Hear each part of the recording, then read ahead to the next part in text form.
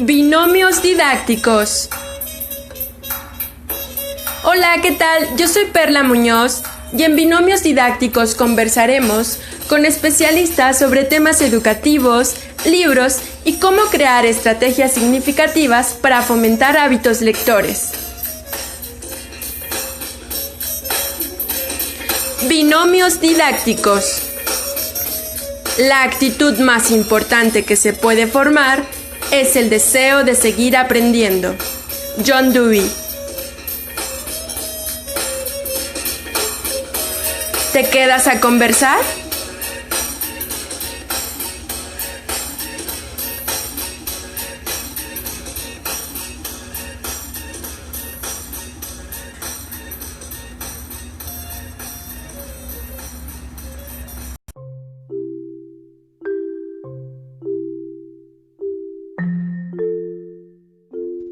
El modelo económico de un país no se afianza de la noche a la mañana.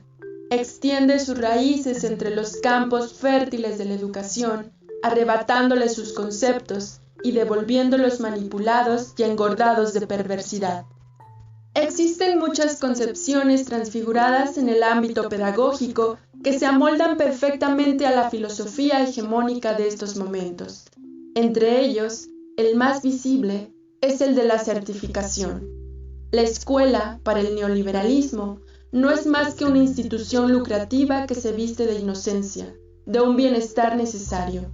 La escuela es el más grande y más anónimo de todos los patrones, sentenció Iván Illich.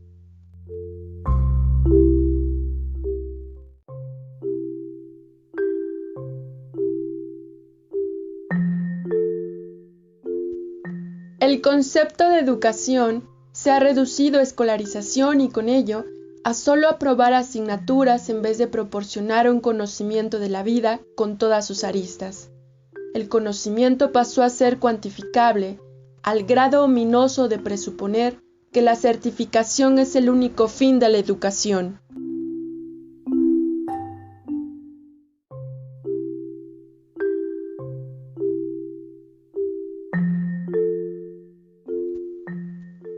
Una educación neoliberal no educa ciudadanos críticos y sensibles, sino instruye individuos ególatras. Todos estos valores y credos que se propagan como palomas en las azoteas de la ciudad se incuban debajo del currículum oficial, llamado currículum oculto.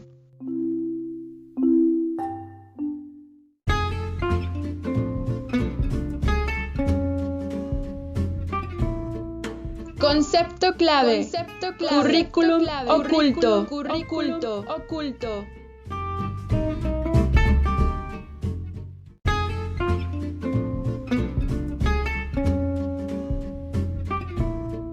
Podríamos definirlo como un discurso ideológico que contribuye a producir saberes y valores necesarios para mantener acuerdos políticos, económicos y culturales que dominan en la actualidad. A ver lógicos y aceptables términos como competitividad, mercantilismo, individualidad. Esa falsa conciencia que mientras a uno no le pase, no existe.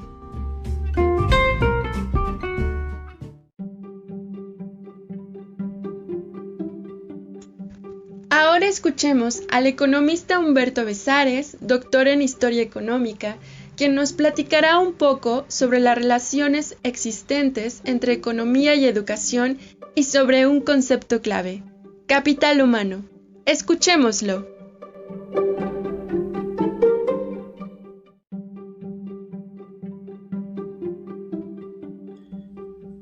Hola, mi nombre es Humberto Besares, soy economista, estudioso del pensamiento económico y de la historia económica.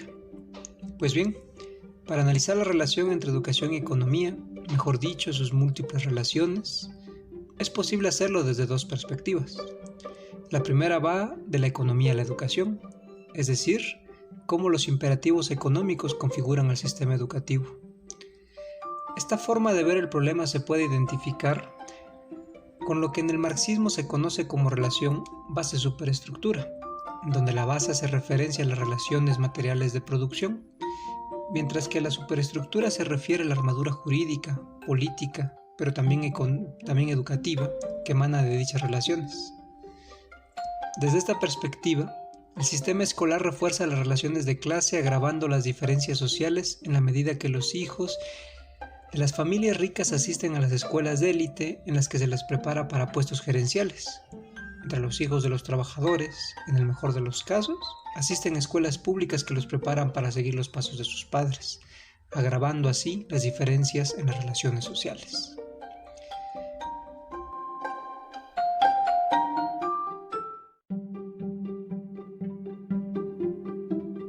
Pero hablando de la situación actual, es necesario empezar por definir aquello que entendemos por neoliberalismo, ya que a pesar de ser una palabra muy utilizada, suele ser muy poco comprendida.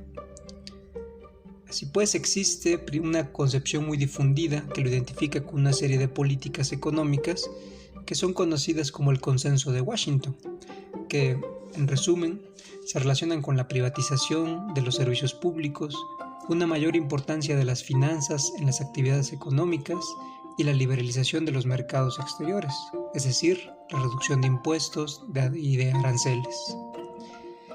Pero existe otra definición más amplia del neoliberalismo relacionada con el trabajo de Michel Foucault, que lo interpreta como una racionalidad rectora de las relaciones sociales, en las que, entre otras cosas, lo público siempre se considera como peor que lo privado. Asimismo, existe una imposición de la norma de competencia, que es la regla del mercado. Es decir, se considera que competir es el mecanismo que garantiza la mejora o, en todo caso, la supervivencia del más fuerte. Un ejemplo de esto se dio en Chile con un programa de bonos educativos que pretendía mejorar el sistema educativo no mediante la difusión generalizada de la educación pública, sino dando una serie de bonos de pagarés a los padres de familia que podrían escoger la escuela que mejor les pareciera. Así, las mejores escuelas, en teoría, recibirían más bonos y por lo tanto la educación tendría que mejorar en su conjunto a través de la competencia. Pero esto no fue así. Lo que pasó evidentemente fue que las escuelas de élite, las que ya partían con una ventaja, comenzaron a recibir más ingresos. Las pocas personas que podían aspirar a moverse de su zona, de su región, empezaron a asistir más a estas escuelas, saturándolas, aumentando su disponibilidad de capital, pero al mismo tiempo acabando con el financiamiento de las escuelas de las zonas más pobres. Esto se puede interpretar como una mercantilización de la educación que, al seguir el principio de la competencia, en efecto, permitió que sobrevivieran los más fuertes y dejó a la deriva a los más débiles.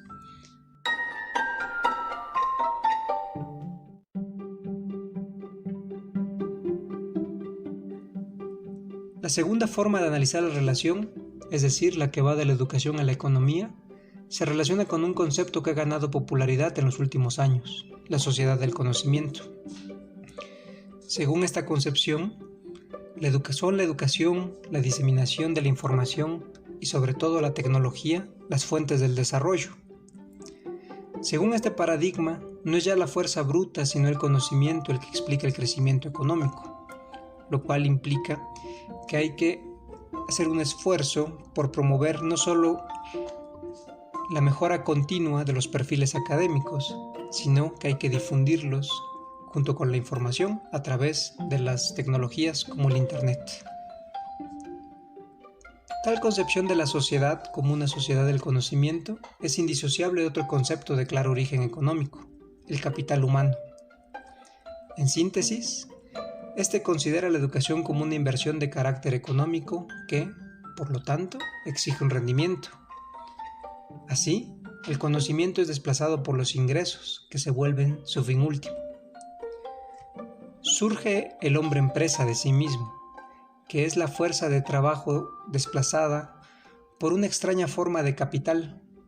El ser humano mismo es considerado como un capital que, como todo capital, requiere un crecimiento constante, es decir, una autoexplotación.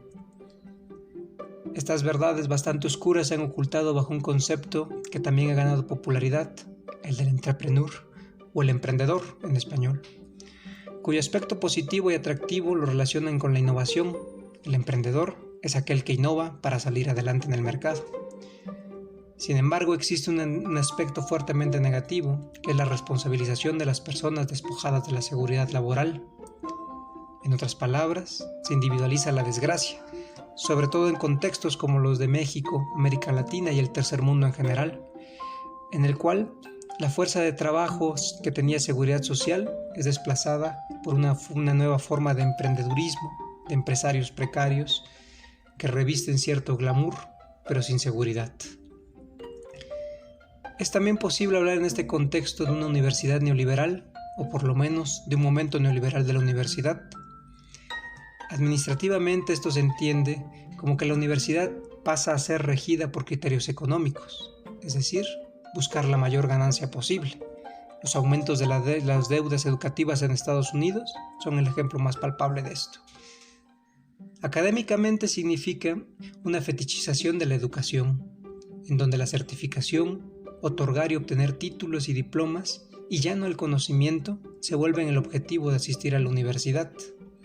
Este fenómeno, como es claro, sobre todo en esta temporada en la cual proliferan las certificaciones en línea, en las que se paga por tener un aval, un garante de una universidad, mientras más cara mejor, queda claro en la poca cercanía que existe entre la universidad y los problemas sociales en la actualidad, y que se contrapone fuertemente a una visión humanista de la universidad que buscaba forjar ciudadanos para la democracia y alimentar una conciencia crítica que pudiera llevarnos a una superación de los problemas sociales.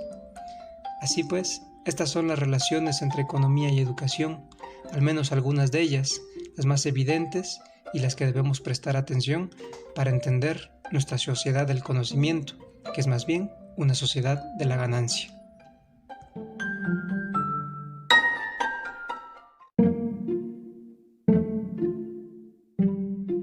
Cada docente guarda entre sus manos una luz esperanzadora, para que en conjunto se construya un jardín lleno de almas nobles, pensantes y empáticas que puedan redirigir este mundo tan falto de amor.